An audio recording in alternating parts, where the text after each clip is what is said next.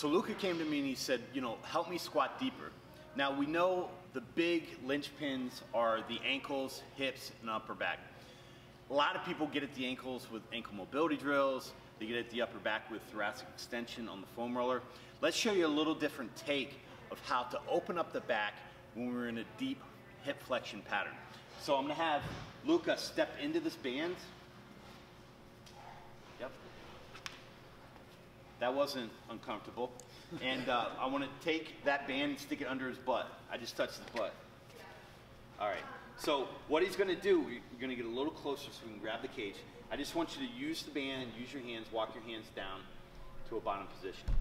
So we're going into a functional, you can come right over here, brother, into a functional squat pattern, and we're deloading some of Luka's body weight. Now, we need to start working on thoracic extension and rotation. We know thoracic rotation is a component of extension, so we're just going to work on opening up the biggest internal rotators of the shoulder of the lat. So basically what I'm gonna do is, I'm gonna have Luka take both hands on the same side of the cage, take this hand off here, okay? And I want him to take a deep breath, settle into a deeper squat position, drop his head, and just relax and try to stretch that lat. Once he's into that position, we again facilitate and initiate a deep breathing pattern.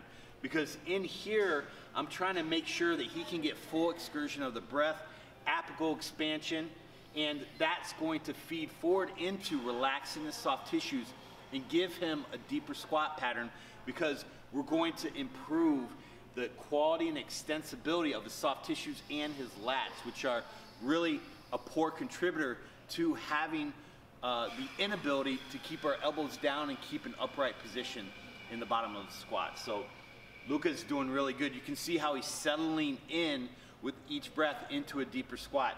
Let's go midline here with both hands. Yep. Drop your head. Now the reason I don't care if Luka is flexed here is because we're not loaded. Whenever you have a linear movement pattern with external load, we maintain position, we keep our back straight. But when there's unloaded movement, we should be able to flex our spine, and that's okay right here.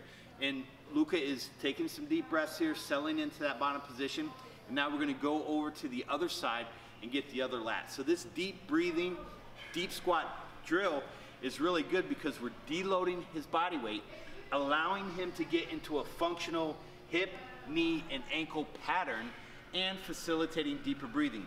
That's not only going to relax the body, but also teach Luka how to breathe and how to brace in a better position when he squats.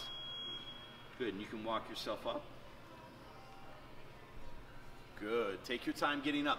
Again, this drill is gonna help a lot of your clients who are very rigid and tight, who sit all day, get into a more functional pattern, and when there's typically tightness and alarm, they don't breathe very well. So the way to breathe better is get into a position of restriction and breathe deep.